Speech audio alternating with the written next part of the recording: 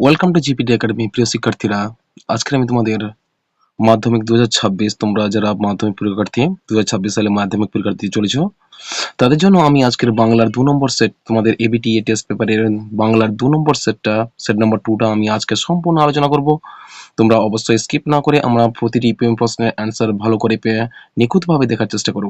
চলো তাহলে তোমাদের সেট নাম্বার 2 এর তোমাদের এবিটিএ টেস্ট পেপারের সেট নাম্বার 2 এর যে গুলো রয়েছে সেই প্রশ্নের সমাধানগুলো দেখে নাও। দেখো প্রথম প্রশ্ন, দেখো একের দাগের প্রশ্ন কি বলেছে, সঠিক উত্তরটি নির্বাচন করো। বলা আছে 17 গুণিতক x সমান 17, অর্থাৎ প্রতিটি প্রশ্নের মান কত করে আছে, 1 করে হচ্ছে। তাহলে চলো প্রথম প্রশ্ন কি বলা আছে, দেখো প্রথম প্রশ্ন বলা আছে একের এক, বলা আছে সোনা মাত্র অমৃত ফতোয়া জারি করে দিল। এখানে ফতোয়া শব্দের অর্থ কি? এখানে ফতোয়া শব্দের অর্থ হচ্ছে তোমাদের রায়। ফতোয়া কথার অর্থ হচ্ছে রায়। অপশন নাম্বার ক হচ্ছে তোমাদের সঠিক উত্তর, রায়। চলো পরের প্রশ্ন দেখি। পরের প্রশ্ন বলছে দেখো যে একের 2 তোমাদের রয়েছে জগদীশবাবু বিরাগীকে প্রণামী দিতে চেয়েছিলেন কত, 1000 টাকা না 500 টাকা না 101 টাকা না 100 টাকা। এর মধ্যে কোনটা সঠিক উত্তর হবে? এর মধ্যে সঠিক উত্তর হবে অপশন নাম্বার গ, 101 টাকা। কত? 101 টাকা তোমাদের জগদীশবাবু বিরাগীকে প্রণামী দিতে চেয়েছিল। কেমন? চলো পরের প্রশ্ন দেখি। পরের প্রশ্ন 3 থেকে প্রশ্ন দেখো, একের 3,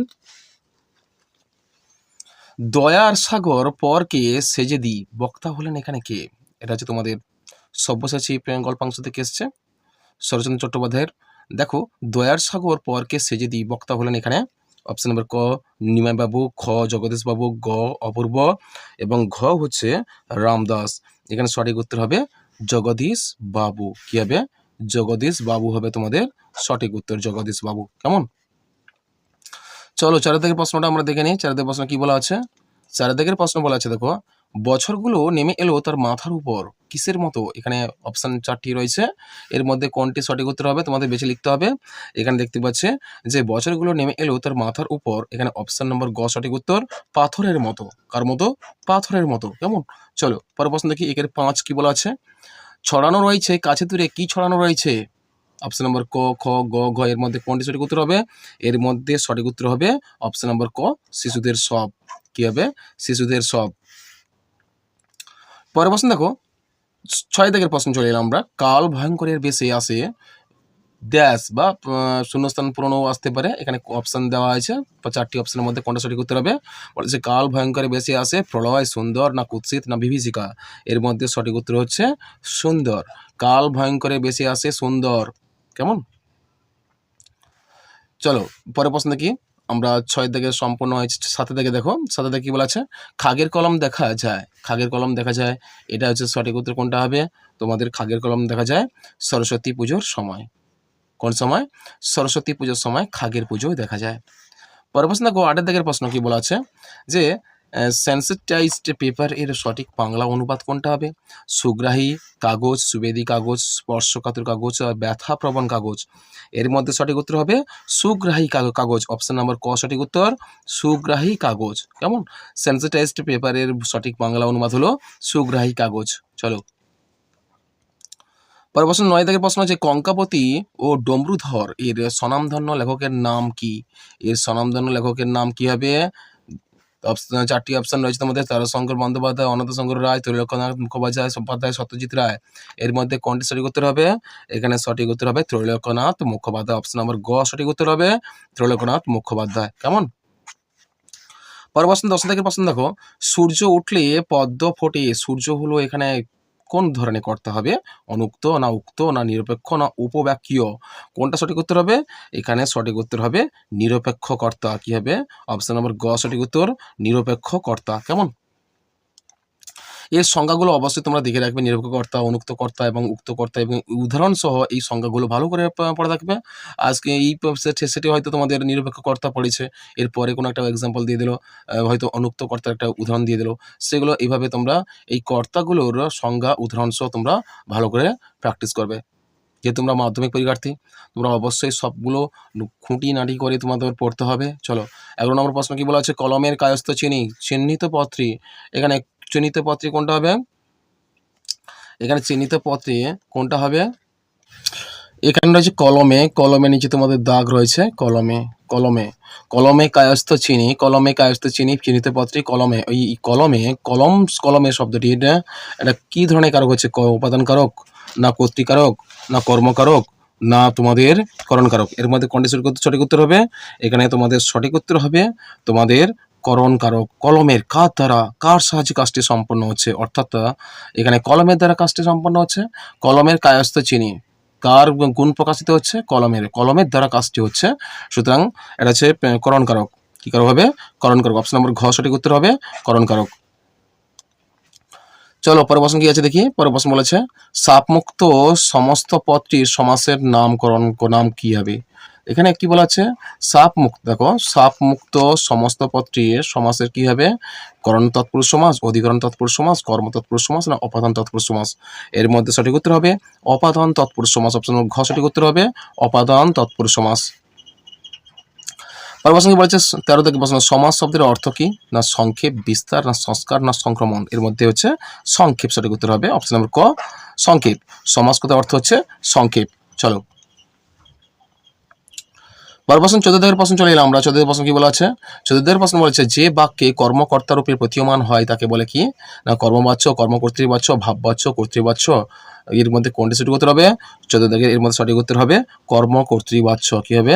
অপশন নম্বর খ সঠিক উত্তর হবে কর্মকর্তৃবাচ্য। অপশন নম্বর খ।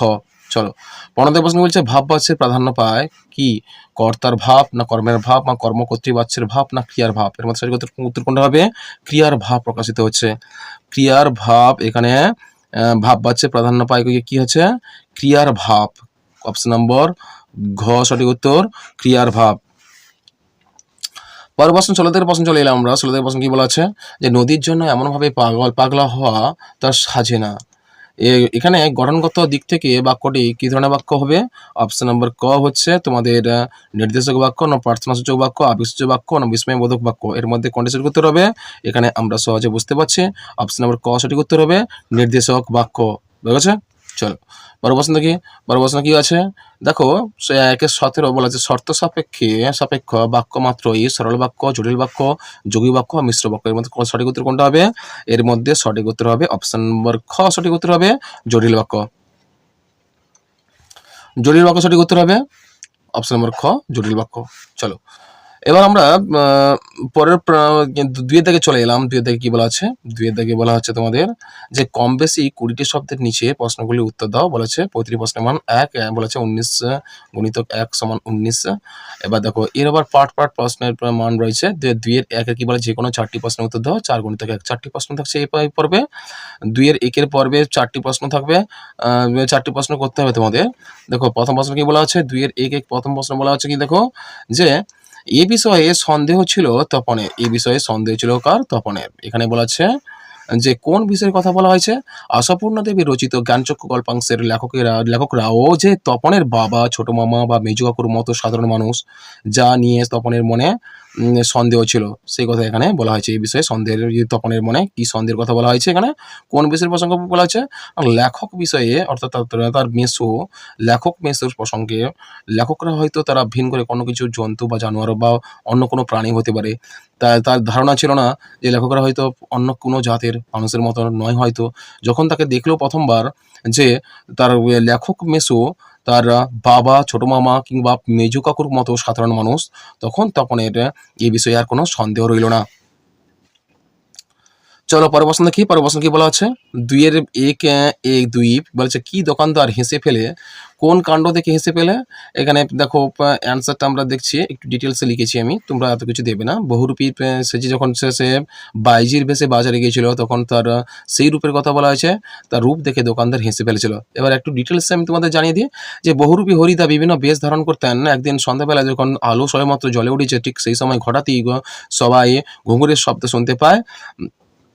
সবাই দেখে এক বাইজি, রূপসী বাইজি নাচতে নাচতে চলে যাচ্ছে। একটা দোকানের সামনে গিয়ে তিনি দাঁড়ান আর মুচকি হেসে চোখ টিপে কি বলা আছে? একটা ফুল সাজিয়ে এগিয়ে দেয়, দোকানদারের দিকে একটা ফুল সাজিয়ে এগিয়ে দেয়। তাহলে এখানে কি বলা আছে, তাহলে এখানে সংক্ষেপে তোমরা লিখবে যা বাইজি রূপ দেখে হরিদার বাইজি রূপ দেখে দোকানদার ঠিক করে হেসেছিল। তাহলে আরেকটু বাকি রয়ে গেছে, যেটা হচ্ছে দোকানিরাও হেসে ফেলে একটা সিকি দেয়, ফুল সাজিতে দিয়ে দেয়, হরিদাই বাইজি সেজে এই ঘটনা ঘটান, আর বাইজিটি যে আসলে এক বহুরূপী সেটা জানতে পেরে দর্শকদের ভঙ্গ হয়। চলো পরের প্রশ্ন 2-1-3 নিমাইবাবু চুপ করে রইলেন, চুপ করে থাকার কারণ কি? এখানে নিমাইবাবু চুপ করে রইলেন, চুপ থাকার কারণ হচ্ছে এখানে হচ্ছে দেখো, অপূর্ব গিরিশ মহাপাত্রের পোশাক পরিচ্ছদ দেখে তাকে ছেড়ে দেওয়ার জন্য নিমাইবাবুর কাছে অনুরোধ করেছিল। এর প্রত্যুত্তরে নিমাইবাবু চুপ করেছিলেন। বুঝা গেছে? চলো এরপর 4 দাগের প্রশ্ন দেখি আমরা। 4 দাগে বলেছে যে চিঠি পকেটেই ছিল, চিঠির বিষয়বস্তু কি ছিল? এখানে নদীর বিদ্রোহ থেকে এসছে। দেখো চিঠি পকেটেই ছিল, এই উক্তিটি মানিক বন্দ্যোপাধ্যায়ের নদীর বিদ্রোহ গল্পের একটি গুরুত্বপূর্ণ অংশ, যেখানে নদের চাঁদের লেখা তার স্ত্রীর প্রতি ভালোবাসা ও নদীর প্রতি তার টান সম্পর্কিত একটি বিরহ বেদনাপূর্ণ 2 দিন ধরে 5 পাতার চিঠির কথা বলা হয়েছে, যা সে পকেটে রেখেছিল এবং নদীর উন্মত্ততার কারণে যা লুকোনো ছিল। বুঝা গেছে? চলো পরের কি আছে দেখি। পরে 5 দাগের প্রশ্ন রয়েছে তোমাদের। 5 দাগে কি বলা আছে, যে 5 দাগের প্রশ্নটা রয়েছে তোমাদের, যে ছেলের দল আনন্দে চেঁচিয়ে উঠলো। কি বলে চেঁচিয়ে উঠেছিল? দেখো যে এখানে ছেলের দল আনন্দে চেঁচিয়ে উঠেছিল একটি পান্নালাল প্যাটেলের রচিত অদল বদল গল্পের কয়েকটি অংশ, যেখানে কালিয়া কুস্তিতে জয়ের পর ছেলেরা কালিয়া জিতেছে, অমৃত হেরে গেছে, কি মজা বলে চিৎকার করে উঠেছিল, অর্থাৎ তা চেঁচিয়ে উঠেছিল। এই লাইনটা খুব গুরুত্বপূর্ণ, তোমরা এই লাইনগুলো মুখস্থ করে অবশ্যই দেওয়ার চেষ্টা করবে, কেমন? 2 দিকে চলে আসলাম। 2-2 এই পার্টে 19টি প্রশ্নের মধ্যে এই পার্টে থাকছে 4টি প্রশ্ন। 4টি প্রশ্ন করতে হবে তোমাদের। দেখো এখানে কি বলা আছে, যে এখানে বলা আছে এগিয়ে, এখানে বলা আছে এগিয়ে আসি উঠে দাঁড়াই। উঠে দাঁড়িয়ে কবি কি করেন? উঠে দাঁড়িয়ে কবি কি করেন? দেখো এখানে দেখতে পাচ্ছি অ্যান্সারটা রয়েছে। এখানে দেখো এগিয়ে আসি উঠে দাঁড়াই, এই পংক্তিটি জয় গোস্বামীর অস্ত্রের বিরুদ্ধে গান কবিতার অংশ, যেখানে কবি হাজার হাতে পায়ে এগিয়ে গেছে অস্ত্রকে প্রতিরোধ করার জন্য কথা বলেছেন। তিনি মূলত শান্তি ও ভালোবাসার গানকে অস্ত্রের প্রতিপক্ষ হিসেবে দাঁড় করিয়ে হিংস্রতার বিরুদ্ধে দাঁড়িয়ে নিরস্ত্র মানুষের পক্ষে থাকার বার্তা দেন। তাকে প্রকৃত মানবতাকে বা বর্মের আড়ালে লুকিয়ে না রেখে আদুর গায়ে আসার আহ্বান জানান। পরের প্রশ্ন দেখো, মৃত্যু গহন অন্ধকূপে বলতে কবি কি বুঝেছেন? মৃত্যু গহন অন্ধকূপে বলতে কবি বুঝিয়েছেন যে জীবনের চরম অন্ধকার, শূন্যতা এবং অজ্ঞেয়কে বুঝিয়েছেন, অর্থাৎ মৃত্যু গহন অন্ধকূপ বলতে কবি পরাধীন ভারতবর্ষকে বুঝিয়েছেন। চলো তোমাদের প্রশ্ন কি বলা আছে, হাসি পেয়ে মেঘবাহন। হাসি পেয়ে মেঘবাহন, এখানে মেঘবাহন কাকে বলা আছে? এখানে ইন্দ্রজিৎকে বলা হচ্ছে। বোঝা গেছে? অভিষেক কবিতাংশ থেকে নেওয়া হয়েছে, মাইকেল মধুসূদন দত্তের লেখা। মাইকেল মধুসূদন দত্তের লেখা অভিষেক কাব্যাংশের কবি মেঘবাহন বলতে এই দেবরাজ ইন্দ্রকে বুঝিয়েছেন। পরের প্রশ্ন দেখো, বলা আছে 4 থেকে প্রশ্ন চলে এলাম। কৃপণ আলোর অন্তঃপুরে আলোর কৃপণতার কারণ কি? এখানে দেখো আলোর কৃপণতার কারণ হচ্ছে যে বিশ্বকবি রবীন্দ্রনাথ ঠাকুরের লেখা আফ্রিকা কবিতায় সৌর সংসারে সূর্যের আলো অপরিমেয় হয়ে পৃথিবীর উপর পতিত হলেও অরণ্য সংকুল আফ্রিকার তার প্রবেশ দুর্গম বলেই কবি কৃপণ আলো বলেছেন, কেমন? চলো 5 দাগের প্রশ্ন কি বলা আছে। 5 দাগের প্রশ্ন বলেছে পায়ে পায়ে হিমানের বাঁধ। পায়ে পায়ে হিমানের বাঁধ, এখানে হিমানের বাঁধ কথার অর্থ কি? দেখো অ্যান্সার হচ্ছে যে পায়ে পায়ে হিমানের বাঁধ বলতে শঙ্খ ঘোষের লেখা আয় আরো বেঁধে বেঁধে থাকে কবিতায় মানুষের জীবনের পথে আসা অসংখ্য বাধা বিপত্তি, প্রতিকূলতা ও বিপদের কথা বোঝানো হয়েছে, যা প্রতিটি পদক্ষেপে বরফের দেওয়ালের মতো কঠিন হয়ে দাঁড়ায় এবং সামনে এগোতে বাধা দেয়, অর্থাৎ চলার পথে কোনো পথই খোলা থাকে না। চলো তোমাদের 2-2 সমস্ত প্রশ্নগুলো হয়ে গেছে। এবার 2-3 কি বলা হচ্ছে, যে কোনো 3টি প্রশ্ন উত্তর দাও। প্রতিটি প্রশ্নের মানে হচ্ছে কি 1 করে থাকছে। 3টি প্রশ্ন তোমাদের করতে হবে, কেমন? 3টি প্রশ্ন তোমাদের করতে হবে। এখানে রয়েছে 2-3 একের কি প্রশ্ন রয়েছে, এখানে 2-3 একের প্রশ্ন রয়েছে, এতে রচনা উৎকট হয়। এখানে রচনার উৎকট হয় কিসে? এখানে দেখো অনেক লেখক তাদের বক্তব্য ইংরেজিতে ভাবেন এবং যথাযথ বাংলায় অনুবাদে প্রকাশ করার চেষ্টা করেন, এতে রচনার উৎকট বাড়ে, কেমন? চলো পরের প্রশ্ন দেখো 2-3 কি বলা আছে। 2 বলা আছে ইতিহাসের ঠাঁই কিন্তু তার পাকা। এখানে কার কথা বলা আছে? সহজে বুঝতে পারছি, কলমের। শ্রীপান্ত অর্থাৎ নিখিল সরকার, তার হারিয়ে যাওয়া কালি কলম প্রবন্ধে ইতিহাসের কলমের পাকা ঠাঁইয়ের কথা এখানে বলা হয়েছে। চলো 2-3 কি বলা আছে, তারা এই কালো জলে হরিতকি ঘসত। কোন কালো জলে হরিতকি ঘসত? দেখো, তারা ওই কালো জলে হরিতকি ঘসত বাক্যটিতে কালো জল, এখানে কালো জল বলতে রান্নাঘরের কড়াইয়ের তলার জমে থাকা কালি ও জল মিশিয়ে তৈরি করা ঘন দ্রবণকে বোঝানো হয়েছে, যেখানে হরিতকি ঘষে কালি তৈরি করা হতো এবং প্রয়োজন অনুযায়ী আতপ চাল ভেজে বেটে মেশানো হতো। এটি ছিল তখনকার দিনে লেখার জন্য কালি তৈরির একটি প্রক্রিয়া। ঠিক আছে? চলো পরের প্রশ্ন দেখো, 4 দাগের প্রশ্ন। তাই এই ব্যবস্থা, কি কারণে এই ব্যবস্থার কথা বলা হয়েছে? এখানে দেখতে পাচ্ছি পালকের কলম লেখার কারণে তাড়াতাড়ি ভোঁতা হয়ে যাওয়ায় সিং বা হীরের নিবের কলম ব্যবহার করার কথা বলা হয়েছে। 2-4 কে বলা হচ্ছে, 2-4 এ 8টি প্রশ্ন রয়েছে, প্রতিটি প্রশ্নের মান 1 করে আছে। এই অংশটা তোমাদের ব্যাকরণ অংশ।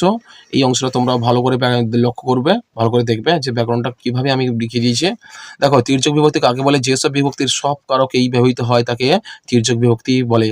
দেখো, এতে, এতে বাংলা ভাষায় তির্যক বিভক্তি, এগুলো হচ্ছে কি বাংলা ভাষায় তির্যক বিভক্তি। ঠিক আছে? এ, তে, এতে। দেখো, এই শব্দখণ্ডগুলো কি হচ্ছে বলতো? এই শব্দখণ্ড বা বিভক্তিগুলো কি হচ্ছে? এগুলো সব কারকেই ব্যবহৃত হয়, সেই কারণে এই বিভক্তিগুলোকে কি বলা হয়? তির্যক বিভক্তি বলা হয়। চলো 2 দাগের প্রশ্ন, ব্যাকরণ অংশের 2 দাগের প্রশ্ন কি বলেছে? 2-4-2 রত্নাকর শব্দটির ব্যাস বাক্য সহ সমাস লেখো। এখানে রত্নাকর শব্দটি দেখো, রত্নাকর শব্দটি ব্যাস বাক্য সহ সমাস যদি আমরা দেখি, দেখো এই রত্নাকর শব্দটির ব্যাস বাক্য হলো রত্নের আকর এবং এটির সম্বন্ধ তৎপুরুষ সমাস। এখানে রত্ন এবং আকর, রত্ন মানে রত্ন বিশেষ, আর আকর কথাবার্তা হচ্ছে ভান্ডার বা খনি। এই দুটি পদের মধ্যে এর ষষ্ঠী বিভক্তি খুঁজে পেলাম। আচ্ছা, দুটি পদের মধ্যে এই এরটা হচ্ছে ষষ্ঠী বিভক্তি। সম্বন্ধ বোঝানো হচ্ছে, যা সম্বন্ধ তৎপুরুষ সমাসের বৈশিষ্ট্য। ঠিক আছে? তারপরে দেখো 3 দাগের প্রশ্ন চলে এলাম আমরা। 3 দাগের প্রশ্ন কি বলা আছে? যে বাক্য নির্মাণের শর্তে আসক্তি কাকে বলে? আমরা বাক্য নির্মাণের 3টে শর্ত জানি, যে এখানে বলা আছে, এখানে আমি পরপর বলে দেবো কি কি 3টি।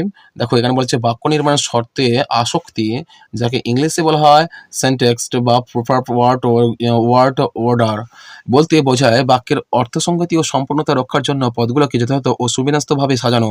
অর্থাৎ পদগুলো সঠিক ক্রমে সাজালেই বক্তার মনোভাব সম্পূর্ণরূপে প্রকাশিত হয়। যেমন কাল উৎসব আমাদের পুরস্কার স্কুলে অনুষ্ঠিত হবে, ভুল, কিন্তু কাল আমাদের স্কুলে পুরস্কার বিতরণী উৎসব অনুষ্ঠিত হবে আসক্তি সম্পন্ন ও সঠিক বাক্য এটা, কারণ এখানে পদগুলো সঠিকভাবে বিন্যাস আছে। ঠিক আছে? এর আরো কিছু অংশ আমি আলোচনা করেছি। দেখো, যে সহজ ভাষা যদি আমি বলি, আকাঙ্ক্ষা, দেখো এখানে 4টি বাক্য নির্মাণের 4টি শর্ত এখানে দেখো বলা আছে। এখানে বলা হচ্ছে, দেখো যে আকাঙ্ক্ষা, আকাঙ্ক্ষা কি? বাক্যের প্রথম শর্ত হচ্ছে আকাঙ্ক্ষা। বাক্য শেষ হয়েছে কিনা তা বক্তার মনোভাব পুরোপুরি বোঝা যাচ্ছে কিনা সেটা সেই হচ্ছে ইচ্ছা। আসক্তি কি হচ্ছে? বাক্যের পদগুলো সঠিক জায়গায় সঠিক ক্রমে সাজানো, একে বলা হয় আসক্তি। আর যোগ্যতা কি হচ্ছে? পদগুলোর মধ্যে অর্থের মিল থাকা উচিত, এটা হচ্ছে যোগ্যতা। আসক্তি একটি বাক্যের অন্যতম গুরুত্বপূর্ণ শর্ত, যা ছাড়া বাক্যটি অর্থপূর্ণ ও সম্পূর্ণ হয় না। এরপরে প্রশ্ন দেখো 2-4-4, তারা আর স্বপ্ন দেখতে পারলো না, ভাববাচ্যে রূপান্তর করো। দেখো, তারা আর স্বপ্ন দেখতে পারলো না, যদি ভাববাচ্যে রূপান্তর দেখি তাহলে আমরা দেখো, তারা আর স্বপ্ন দেখতে পারলো না, এর ভাববাচ্য রূপ হলো যে তাদের আর স্বপ্ন দেখা সম্ভব হলো না। অথবা এভাবে হতে পারে যে তাদের দ্বারা আর স্বপ্ন দেখা হলো না। এখানে বাক্যের কর্তা তারা গৌণ হয়ে গেছে, তাই না? এবং স্বপ্ন দেখাটা কাজটি মুখ্য হয়ে গেছে, স্বপ্ন দেখাটা মুখ্য হচ্ছে, আর তারাটা এখানে কি হচ্ছে? গৌণ হয়ে গেছে, যা ভাববাচ্যের একটা অন্যতম বৈশিষ্ট্য। ঠিক আছে? পরের প্রশ্ন দেখি, যে পরের প্রশ্ন বলা আছে, দেখো 2-4-5 সম্বন্ধ পদ কারণ, আচ্ছা, সম্বন্ধ পদ কারক নয় কেন? সম্বন্ধ পদ কারক নয় এই কারণে যে সম্বন্ধপদ কারণ কারকের মূল শর্ত হলো বাক্যের ক্রিয়াপদের সঙ্গে সরাসরি সম্পর্ক থাকা, কিন্তু সম্বন্ধপদ বাক্যের অন্য বিশেষ্য বা সর্বনাম পদের সঙ্গে সম্পর্ক স্থাপন করে।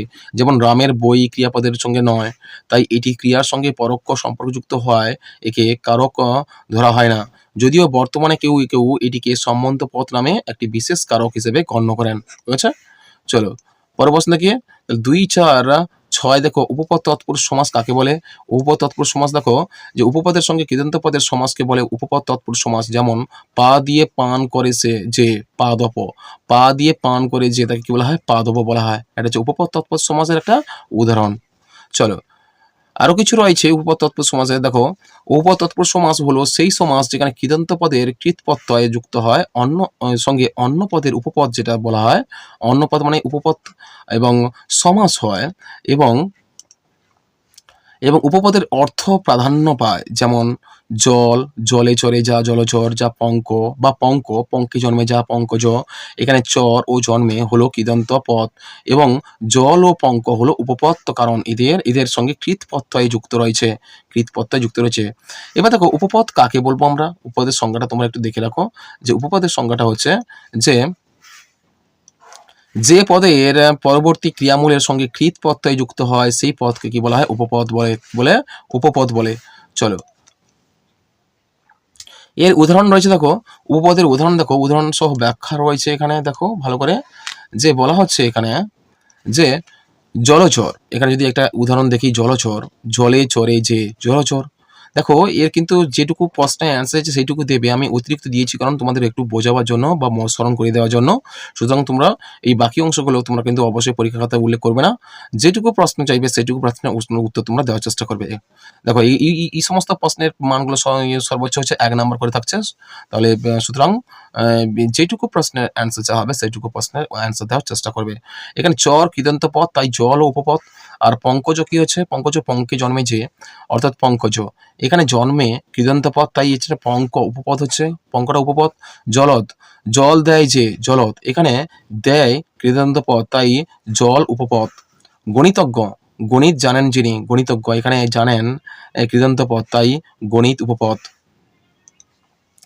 এরপর হচ্ছে সূত্রধর, সূত্রধরের ওই উদাহরণটা দেখো, সূত্রধরে যে সূত্রধর, তাহলে এখানে ধরে কৃদন্ত পদ, তাই সূত্র উপপদ। বুঝেছে? চলো, মূলত কৃদন্ত পদ আরেকটু অংশ রয়েছে। দেখো, মূলত কৃদন্ত পদের যেমন চর জন্মে দেয়, সঙ্গে যে বিশেষ্য বা বিশেষণ পদের সমাস হয় সেটাই উপপদ তৎপুরুষ সমাস। একটু এক্সাম্পল দিয়ে একটু বুঝিয়ে দিলাম, তোমরা অবশ্যই এগুলো দেখার চেষ্টা করবে, কেমন? তাহলে চলো, পরের প্রশ্ন থেকে আমরা সবাই এখানে লেখক জটিল বাক্যে পরিণত করো। যে সবাই এখানে লেখক বাক্যটিকে জটিল বাক্যে পরিণত করলে এতে হতে পারে, যেহেতু সবাই এখানে লেখক তাই তাদের প্রত্যেকেরই লেখার নিজস্ব শৈলী আছে, অথবা যেখানে সবাই লেখক সেখানে লেখার মান ভিন্ন হয়, যা একটি প্রধান ধারা ও একটি নির্ভরশীল ধারাকে একত্রিত করে একটি সম্পূর্ণ ও বিস্তৃত অর্থ প্রকাশ করে। এখানে যেহেতু যেখানের মতো সংযোজক অব্যয় ব্যবহার করা হয়। চলো, পরের প্রশ্ন কি বলা আছে? 8 থেকে প্রশ্ন, ঘন্টা বাজে এটি কোন ধরনের বাচ্য? ঘন্টা বাজে এটা হচ্ছে তোমাদের যে কর্মকর্তৃবাচ্য বা ঘটিত কর্তৃবাচ্য।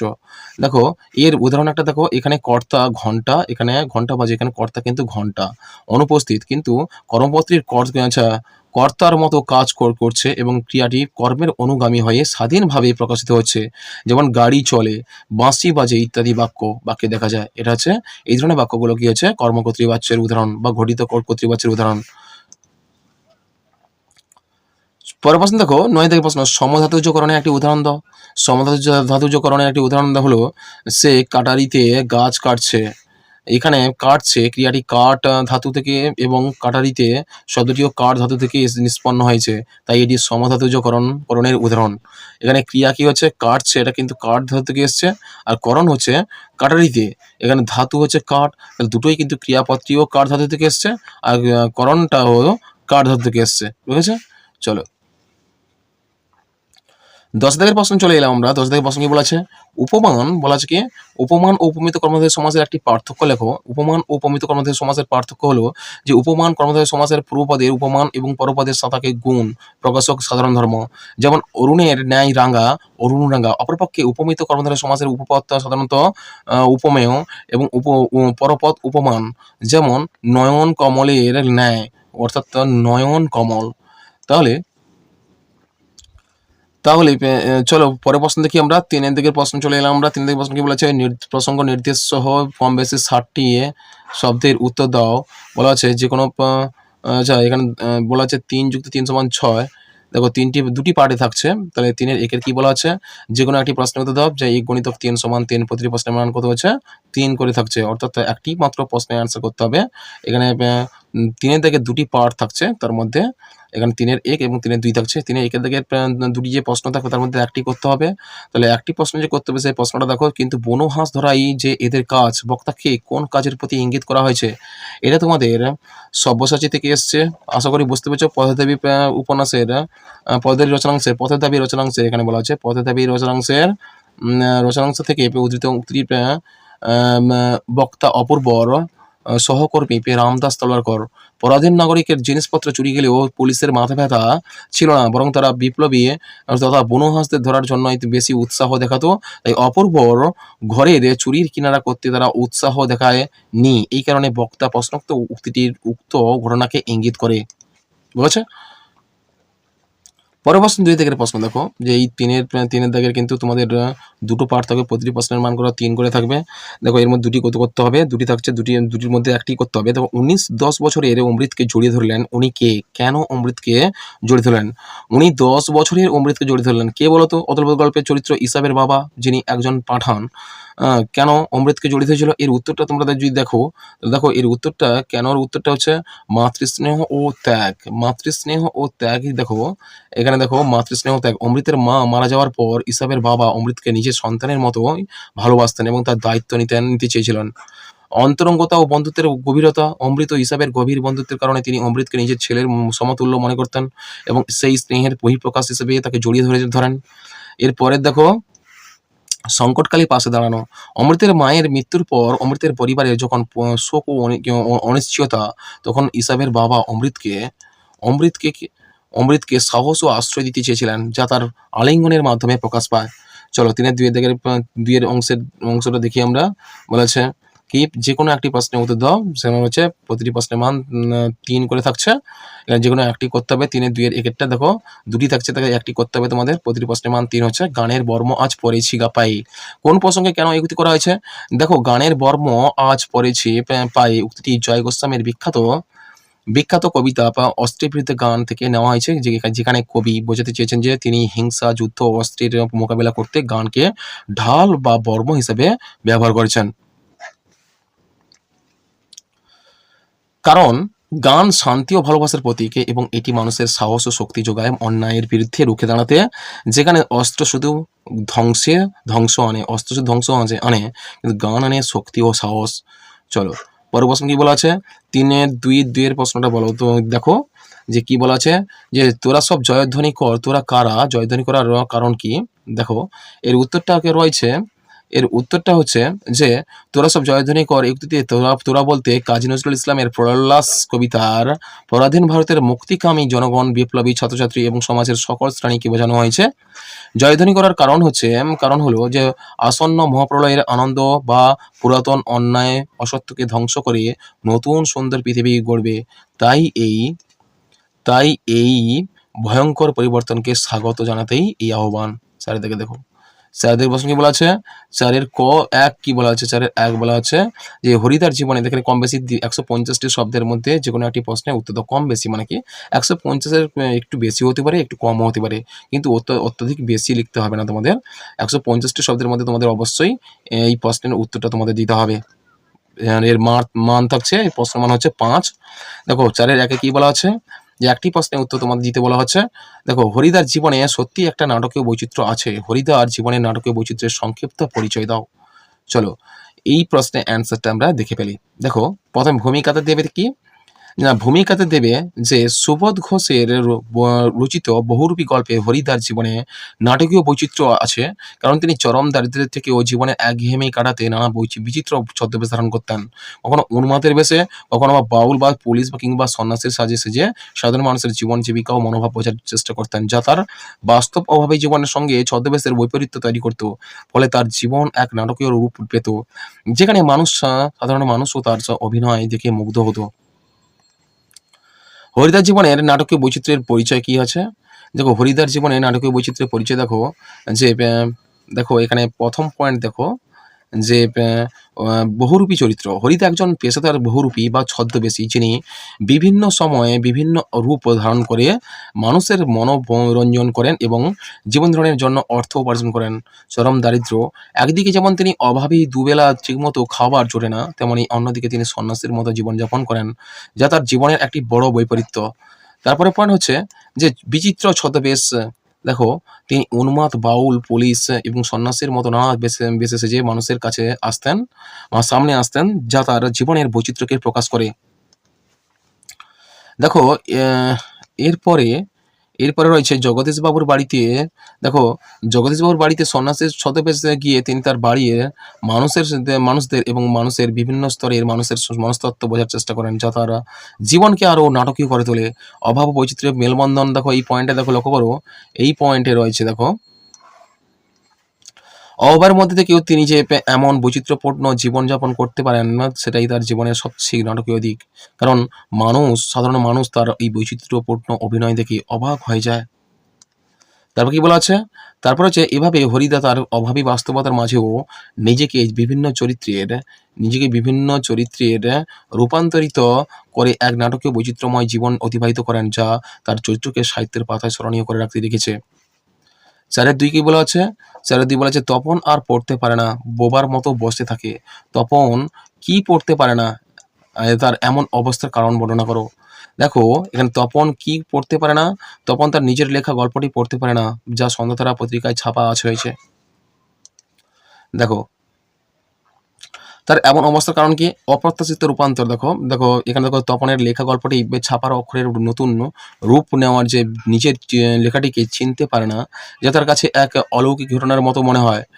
কৃতিত্বের অভাব, ছাপানো গল্পের ভাষা, বর্ণনা এবং প্রতিটি লাইন এতটাই উন্নত লাগে যে তপন নিজেকে লেখকের আসনে বসাতে পারে না।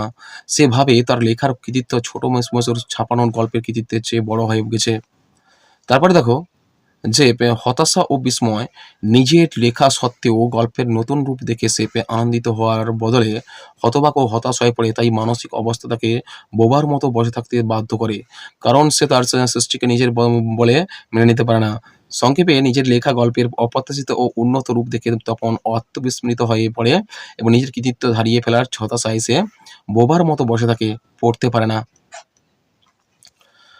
5 চলে এলাম। দেখো, কম বেশি 150টি শব্দের যে কোনো একটি প্রশ্নের উত্তর দাও। প্রতিটি প্রশ্নের মান থাকবে 5 করে থাকবে।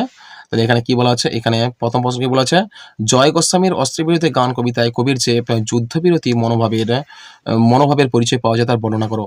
জয় গোস্বামীর অস্ত্রের বিরুদ্ধে গান কবিতায় কবি যুদ্ধকে ঘৃণা করে শান্তি, প্রেম ও মানবিকতার জয়গান গেয়েছেন, যেখানে তিনি বুলেট তাড়াতে গানকে হাতিয়ার করেছেন। অস্ত্রের বিরুদ্ধে গান নাড়িয়ে শান্তির বার্তা দিয়েছে এবং মানুষের ভেতরে অস্ত্র ও হিংসা দূর করে আদুরে শরীর ও নগ্ন কবিতার মাধ্যমে প্রকৃত ভালোবাসাকে জাগরণ করেছেন চেয়েছেন। অর্থাৎ হিংসা ও ধ্বংসের বিরুদ্ধে সৃষ্টিশীলতা ও জীবনের জয় তার মূল সুর ছিল। এরপরে দেখো, এই যে পয়েন্ট দেখো, যুদ্ধবিরতি মনোভাবের পরিচয়। ইন্ট্রোডাকশন দেওয়ার পর তোমরা কিছুটা এই পয়েন্টগুলো দিয়ে দেবে। তাহলে যুদ্ধবিরতি মনোভাবের পরিচয়ের মধ্যে থাকছে দেখো, শান্তির আহ্বান, সাব পয়েন্ট দেবে এগুলো। কবি অস্ত্রের ভয়াবহতা ও যুদ্ধের ধ্বংসলীলার বিপরীতে গান, কোকিল ও ভালোবাসার শান্তির আহ্বান জানান। তিনি বলেন যে, গান তোমায় বলি থেমে যাও, কারণ অস্ত্রের শব্দে গান চাপা পড়ে যায়। অস্ত্রের প্রত্যাখ্যানে কবি বারবার অস্ত্র ভেঙে ফেলে দেওয়ার কথা বলেছেন। অস্ত্র ফেলো, অস্ত্র রাখো, এই যুদ্ধের উপকরণগুলোকে প্রত্যাখ্যান করেছেন। চলো এরপরে দেখি হিংসার বিরোধিতা, হাত নাড়িয়ে বুলেট তাড়াই। এই পংক্তিটি বুঝিয়ে দেয় যে কবি কোনো হিংসাত্মক উপায় নয়, বরং শান্তিপূর্ণভাবে যুদ্ধকে দূরে ঠেলে দিতে চান, যেখানে গানই তার অস্ত্র, মানুষের ভেতরের অস্ত্র নিবারণ। এই পয়েন্টে দেখো, এই পয়েন্টে তোমরা দেবে কি, তিনি মানুষের ভেতরে হিংসা ও আগ্রাসনকে বর্ম খুলে দাও। দেখো যে আদুরে শরীর, বর্ম খুলে দেখো আদুরে শরীর। এখানে দেখো এই কোটেশন মার্কটা তোমরা অবশ্যই আন্ডারলাইন করবে। আর বা নগ্ন কবিতার মাধ্যমে প্রকাশ করতে চেয়েছেন, অর্থাৎ কৃত্রিম আবরণ সরিয়ে প্রকৃত মানবতাকে জাগাতে চেয়েছেন। পরের পয়েন্ট হচ্ছে প্রকৃতি ও জীবনের জয়। বলে যে প্রকৃতি ও জীবনের জয়, কোকিলের গান।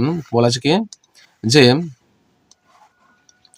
কোকিলের গান, ফুলের বাগান এবং জীবনের সাধারণ সৌন্দর্যকে তিনি অস্ত্রের বিকট শব্দের বিপরীতে স্থাপন করেছেন, যা যুদ্ধবিরোধী চেতনারই প্রতিফলন। সংক্ষেপে, এই কবিতায় জয় গোস্বামী যুদ্ধের বর্বরতাকে তীব্র নিন্দা করে মানুষের মধ্যে ভালোবাসা ও সংবেদনশীলতা এবং সৃষ্টির আনন্দ ফিরিয়ে আনার পক্ষে এক বলিষ্ঠ যুদ্ধবিরোধী বার্তা দিয়েছেন। চলো 5-2 কি বলা আছে? 5-2 বলা আছে যে, অসুখী একজন কবিতায় মানবীয় ভালোবাসার যে শাশ্বত রূপ ফুটে উঠেছে তা ব্যক্ত করো। এখানে দেখো যে অশোকে একজন কবিতায় মানবীয় ভালোবাসা এক শাশ্বত, নীরব ও প্রতীক্ষার রূপ ধারণ করে, যেখানে যুদ্ধের ও ধ্বংসলীলার মাঝেও কি বলা আছে? যুদ্ধের ধ্বংসলীলার মাঝেও একজন সাধারণ মেয়ে তার প্রিয়জনের ফিরে আসার আশায় অপেক্ষা করে। তার ভালোবাসা, সাধারণ জীবনযাত্রা যেমন মিষ্টি বাড়ি, গোলাপ গাছ, ঝুলন্ত বিছানা সবকিছুর মধ্যে মিশে থাকে যা শেষ পর্যন্ত সকল ধ্বংসের পরে টিকে থাকা এক চিরন্তন মানবিক অনুভূতির প্রতীক হয়ে ওঠে। ভালোবাসার শাশ্বত রূপ এই পয়েন্টে দেখো সাধারণ জীবনযাপনের সঙ্গে মিশে থাকা ভালোবাসা। এর মধ্যে হচ্ছে কবিতাটিতে প্রেম কোনো মহৎ বা নাটকীয় রূপ নেয়নি, বরং রোজগার জীবনের ছোট ছোট ঘটনার সঙ্গে মিশেছিল। মিষ্টি বাড়ি, বারান্দা, ঝুলন্ত বিছানা, গোলাপ গাছ, ছড়ানো করতলের মতো পাতা, চিমনি, জলতরঙ্গ এই সব কিছুই ভালোবাসার অংশ ছিল। অপেক্ষা, নীরবতা, মেয়েটি যুদ্ধের ভয়াবহতার মধ্যে একা প্রিয়জনের ফেরার অপেক্ষায় দিন কাটায়। তার নীরব অপেক্ষা ও জীবনের ছোট ছোট আনন্দগুলো ধরে রাখার চেষ্টা ভালোবাসার এক গভীর ও শাশ্বত রূপ তুলে ধরে, যা ধ্বংসকেও হার মানাতে পারে। তারপর দেখো ধ্বংসের মাঝেও টিকে থাকা, যখন শহর পুড়ে ছাই হয়ে যায় বলা আছে, কাঠ কয়লা ছড়িয়ে পড়ে, লোহা বেঁকে যায়, তখনও মেয়েটি অপেক্ষা করে। এই ধ্বংসের মধ্যেও তার ভালোবাসা যেন এক ধরনের প্রতিরোধের। বোঝা গেছে? দেখো এরপরে কাজ করে, যা প্রমাণ করে যে মানবিক অনুভূতি ও সম্পর্কগুলো প্রাকৃতিক বিপর্যয় বা যুদ্ধের চেয়েও শক্তিশালী হয়ে হতে পারে। অস্তিত্বের প্রতীক কি বলা আছে? অস্তিত্বের প্রতীকে বলা আছে যে মেয়েটি এখানে শুধু একজন প্রেমিকা নয়, বরং যুদ্ধ বিধ্বস্ত পৃথিবীতে মানবতা ও ভালোবাসার শেষ আশ্রয়স্থল। তার অপেক্ষা যেন মানবজাতির সেই চিরন্তন আশা, যা সমস্ত প্রতিকূলতা সত্ত্বেও বেঁচে থাকে। তাই তার ভালোবাসা এক শাশ্বত ও সর্বজনীন রূপ ধারণ করেছে। পরের প্রশ্ন হচ্ছে মূলত পাবলো নেরুদার এই কবিতাটি ভালোবাসাকে এক সাধারণ অথচ অজেয় শক্তি হিসেবে উপস্থাপন করে, যা ধ্বংসের মুখেও নিজের অস্তিত্ব টিকিয়ে রাখে এবং জীবনের সৌন্দর্যকে ধরে রাখে। চলো পরের প্রশ্ন দেখি 6 দাগের প্রশ্ন কি বলছে, কম বেশি 150 শব্দের মধ্যে যে কোনো একটি প্রশ্ন উত্তর দাও। প্রতিটি প্রশ্নের মান হচ্ছে 5 করে থাকছে। প্রতিটি প্রশ্নের মান 5 করে থাকছে। তাহলে কি বলেছে 6 রেখের কি বলা আছে, যে আশ্চর্য কি বলা আছে, আশ্চর্য সবই আজ অবলুপ্তির পথে, সবই পরিচয় দাও। উল্লেখিত বিষয়টি কিভাবে আজ অবলুপ্তির পথে আলোচনা করো বলা আছে। দেখো এখানে আশ্চর্য সবই আজ অবলুপ্তির পথে, এখানে সবই বলতে বোঝানো হয়েছে কালি, কলম, দোয়াত, ফাউন্টেন পেন ও অন্যান্য ঐতিহ্যবাহী লেখার সামগ্রী এবং হস্তশিল্পের মতো অতীতের অনেক মূল্যবান বিষয়কে, যা প্রযুক্তির প্রসারে ও নতুন প্রজন্মের অনীহায় হারিয়ে যাচ্ছে। যেমন হাতে লেখা চিঠি, চিঠির কাগজ, দোয়াত কলম ও নানা ধরনের ঐতিহ্যবাহী হস্তশিল্প ও জ্ঞান বিজ্ঞান আজ ডিজিটাল যুগে প্রায় অবলুপ্তির পথে, যা আধুনিকতার চাপে অবলুপ্তি ঝুঁকিতে। সবই এর পরিচয়, সবই বলতে বোঝানো হয়েছে সেই সব পুরোনো দিনের অভ্যাস, জিনিসপত্র, জীবনযাত্রাকে, যা একসময় আমাদের জীবনের অবিচ্ছেদ্য অংশ ছিল, কিন্তু এখন ডিজিটাল বিপ্লব ও নতুন প্রজন্মের আগ্রহের অভাবে বিলুপ্তির পথে। এর মধ্যে উল্লেখযোগ্য হলো কালি, কলম, দোয়াত, ফাউন্টেন পেন, হাতে লেখা চিঠি, পুরোনো দিনের সংবাদপত্র ও বই, গ্রাম বাংলার ঐতিহ্যবাহী হস্তশিল্প যেমন নৌকা তৈরি এবং পুরোনো দিনের শিক্ষা ও সংস্কৃতির নানা ধারা। উল্লেখিত বিষয়টি কিভাবে আজ অবলুপ্তির পথে, কালি, কলম ও দোয়াত ডিজিটাল লেখালেখির প্রচলন বেড়েছে, ফলে কালি, কলম ও দোয়াতের ব্যবহার প্রায় উঠে গেছে, যা এখন কেবল সংগ্রহশালায় বা বিশেষ উপলক্ষে।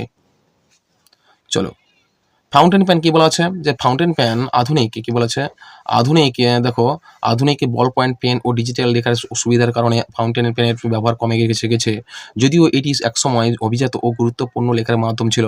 হাতে লেখা চিঠি, ইমেল, মেসেজ ও সোশ্যাল মিডিয়ার কারণে কাগজ হাতে লেখা চিঠি লেখার চল নেই বললেই চলে, যা যোগাযোগের এক পুরনো ধরনকে বিলুপ্তির করেছে। দেখো ঐতিহ্যবাহী শিল্প, হস্তশিল্প যেমন চুনাখালী নৌকা তৈরির মতো ঐতিহ্যবাহী শিল্পগুলো যেমন এখন নতুন প্রযুক্তির কাছে মার খাচ্ছে এবং কারিগরদের অভাব দেখা দিচ্ছে। পুরনো জ্ঞান ও অভ্যাস নতুন প্রজন্মের কাছে ডিজিটাল বিনোদনের প্রাধান্য বাড়ায়। পুরনো বই পড়া, ধীরস্থির জীবনযাপন এবং গল্প শোনার মতো অভ্যাসগুলো বিলুপ্তির পথে। তারপর দেখো সংক্ষেপে প্রযুক্তির দ্রুত অগ্রগতি, বিশ্বায়ন, নতুন প্রজন্মের ডিজিটাল আসক্তি এবং পুরনো সংস্কৃতির প্রতি উদাসীনতা, এইসব কারণে আমাদের চারপাশে বহু মূল্যবান জিনিসপত্র আজ অবলুপ্তির পথে। 6 কি বলেছে, বাংলা ভাষায় বিজ্ঞান বিষয়ক গ্রন্থের পাঠকদের লেখক যে দুটি শ্রেণীতে ভাগ করেছেন তাদের পরিচয় দাও। কি বলা আছে এখানে, অ্যান্সারটা কি বলা আছে, বাংলা ভাষায় বিজ্ঞান বিষয়ক গ্রন্থের পাঠকদের লেখক রাজশেখর বসু প্রধানত দুটি শ্রেণীতে ভাগ করেছেন। প্রথমত যারা ইংরেজি জানে বা খুব কম জানেন, যেমন অল্প বয়সী ও অল্প শিক্ষিত, যাদের বিজ্ঞানের সঙ্গে পূর্ব পরিচয় নেই, এবং দ্বিতীয়ত যারা ইংরেজি জানেন এবং ইংরেজি ভাষায় বিজ্ঞান পড়েছেন, অর্থাৎ যাদের বিজ্ঞানে তুলনামূলকভাবে উন্নত জ্ঞান আছে। ২ শ্রেণীর ২ নম্বর শ্রেণীর পাঠক, অর্থাৎ দ্বিতীয় শ্রেণীর পাঠক হবে তো এটা।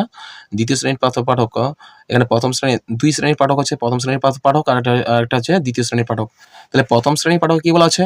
যে এরা হলেন সেইসব পাঠকদের যাদের বিজ্ঞানের সঙ্গে পূর্ব পরিচয় নেই।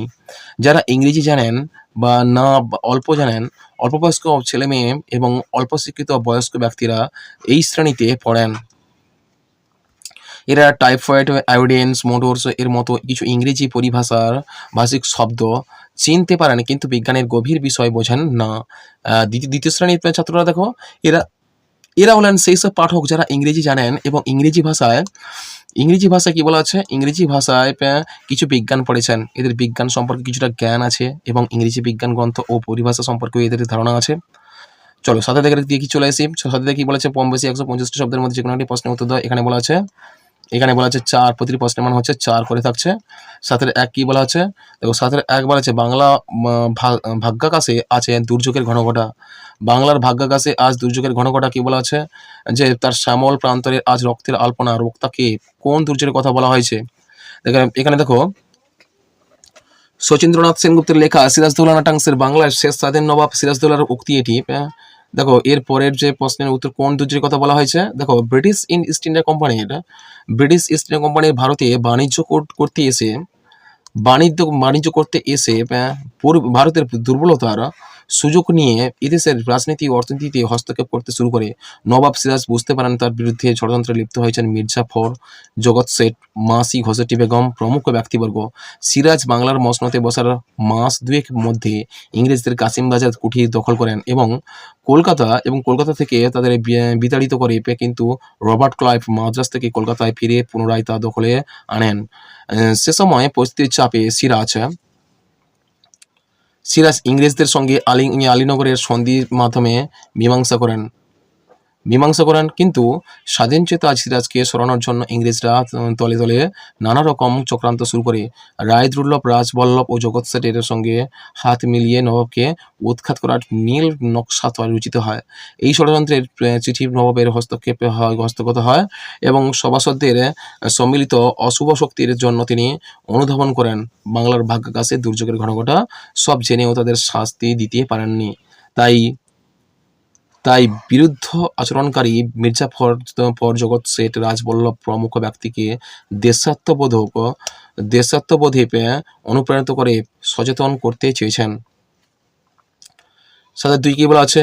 দেখো মুন্সিজি কি বলা আছে? দেখো মুন্সিজি এই পত্রের মর্ম সভাসদদের বুঝিয়ে দিন। আচ্ছা, মুন্সি এই পত্রের মর্ম সভাসদদের বুঝিয়ে দিন। দেখো এই কোডটা হচ্ছে কে কাকে পত্র লিখেছেন, এই পত্রে মর্মার্থ লেখো।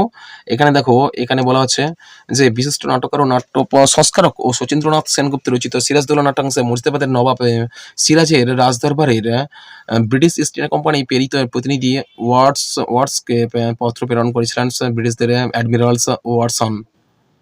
আর বাংলার মসনদ লাভের প্রথম লগ্ন থেকেই বাংলার শেষ স্বাধীন নবাব সিরাজকে অতিক্রম করতে হয়েছিল অসংখ্য অন্তর্দ্বন্দ্ব এবং বহিঃসংঘাত।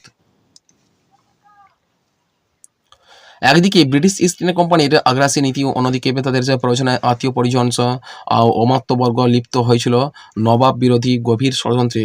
এমনকি আলীনগরের সন্ধি রক্ষার্থে নবাব দরবারে প্রেরিত ব্রিটিশ প্রতিনিধি ওয়াটসও যোগ দিয়েছিল নবাব বিরোধী চক্রান্তে।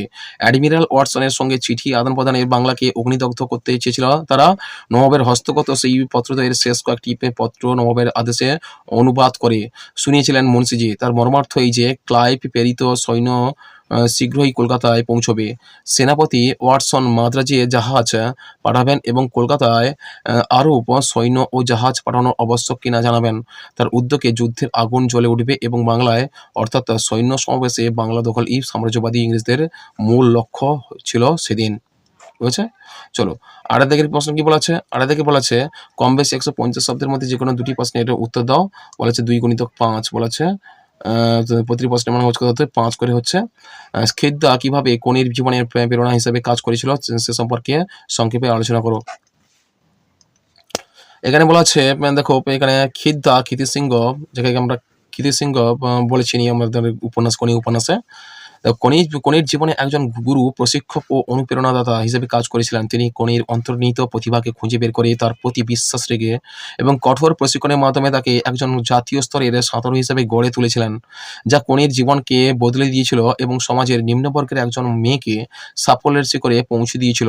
প্রেরণার উৎস দেখো, খিদ্দা কিন্তু কনির জীবনে যে প্রেরণার উৎস হিসেবে কাজ করেছিল, সেখানে এই কয়েকটা পয়েন্টে তোমরা ভালো করে বুঝতে পারবে কিভাবে ছিল। দেখো যে এখানে দেখো প্রতিভার আবিষ্কার ও বিশ্বাস। খিদ্দা কনির মধ্যে থাকা সাধারণ সাঁতারের ক্ষমতাকে প্রথম দেখতে পান এবং তার প্রতি গভীর বিশ্বাস স্থাপন করেন, যা কনিকে নিজের সামর্থ্যের বিশ্বাস করতে শিখিয়েছিল। অটুট সমর্থন, অর্থনৈতিক ও সামাজিক বাধা সত্ত্বেও খিদ্দা কনির পাশে দাঁড়িয়েছিলেন, তার প্রশিক্ষণ চালিয়ে যাওয়ার জন্য প্রয়োজনীয় সহায়তা ও মানসিক শক্তি জুগিয়েছিলেন। দেখো এরপর দেখো কঠোর প্রশিক্ষণ। দেখো তিনি কনিকে শুধু সাঁতার শেখাননি, তাকে মানসিক ও শারীরিকভাবে কঠোর হতে শিখিয়েছিলেন, যা তাকে প্রতিকূল পরিস্থিতিতেও অটল থাকতে সাহায্য করেছিল। এরপরে দেখো আত্মমর্যাদা। দেখো আত্মমর্যাদার দিক দিয়ে যদি দেখি আমরা, যে খিদ্দার শিক্ষা ও সমর্থন কনির আত্মবিশ্বাস ও আত্মমর্যাদা বহুগুণ বাড়িয়ে তোলে। ফলে সে সাধারণ বাঙালি মেয়ে থেকে কনি হয়ে ওঠে।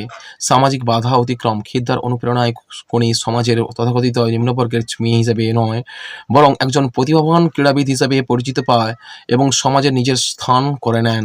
সংক্ষেপে খিদ্দা ছিলেন কনির জীবনের সেই আশার আলো, যিনি তাকে শুধু সাঁতার শেখাননি বরং জীবনের জয়ী হওয়ার স্বপ্ন তিনি দেখিয়েছিলেন এবং সেই স্বপ্ন পূরণের পথ দেখিয়েছিলেন। দেখো 8-2 চলে এলাম। দেখো 8-2 প্রশ্নে কি বলা আছে, খাওয়ায় আমার লোভ নেই, ডায়েটিং করি, বক্তাকে তার ডায়েটিং এর পরিচয় দাও।